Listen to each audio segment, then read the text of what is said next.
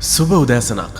මේ වන විට දිවයිනේ ප්‍රදේශ රැසක පවතින අයහපත් කාලගුණයත් සමගින් ජනතාවට නැවතත් අවදානම් අනතුරු ඇඟවීම් නිකුත් වී තිබෙනවා.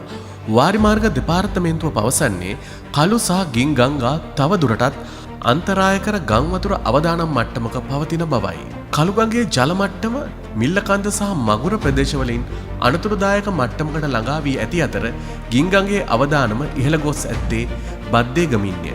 මේ හේතුවෙන් ඒ අවට පහත් බිම් වල සිටින ජනතාවට බලධාරීන් දැනුම් දෙන්නේ ජීවිත හා දේපල රැක ගැනීමට අවශ්‍ය පියවර ගනිමින් ඒ පිළිබඳව නිරන්තරයෙන් විමසිලිමත් වන ලෙසයි.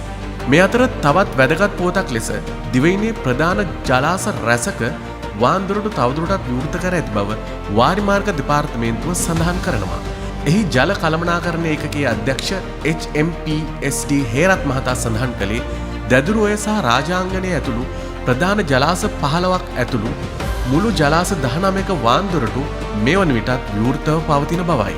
අධික වර්ෂාව හේතුවෙන් ජාතික ගොඩනැගිලි පර්යේෂණ සංවිධානය විසින් දිස්ත්‍රික්ක 10කට නිකුත් කළ නායාමේ අනතුරු ඇඟවීම තවදුරටත් බලාත්මකයි. මෙම අවදානම් දිස්ත්‍රික්ක අතරට බදුල්ල, කොළඹ, ගාල්ල, කළුතර, මහනුවර, කෑගල්ල, කුරුණෑගල, මාතලේ, මාතර, නුවරඑළිය සහ රත්නපුර ඇතුළත් වනවා. මෙම ප්‍රදේශවල ජනතාවට ෂණිකව ඉවත්වීමට සූදානම් සිටින ලෙස දන්වා සිටිනවා.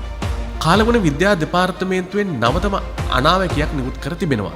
ගිනිකොන දිග බෙන්ගාල බොක්කේ පවතින අඩු පීඩන කලාපය අද එනම් ඔක්තෝබර් 26 දිනයේදී පීඩන අවපාතයක් දක්වා වර්ධනය වනු ඇතැයි එම දෙපාර්තමේන්තුව පවසනවා.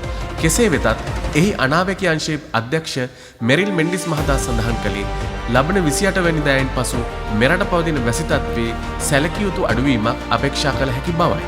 අවසාන වශයෙන් රජයේ සීලුම ආයතන දැනුම් දෙන්නේ මෙම තීරණාත්මක දින කිහිපය තුළ මහජනතාව අවදානම් තත්ත්වයන් පිළිබඳ අවධානයෙන් සිටිමින් බලධාරීන්ගේ උපදෙස් පිළිපදින ලෙසයි. ආරක්ෂිතව සිටින්න. නවතම පුව සඳහා අප සමග රැඳී සිටින්න.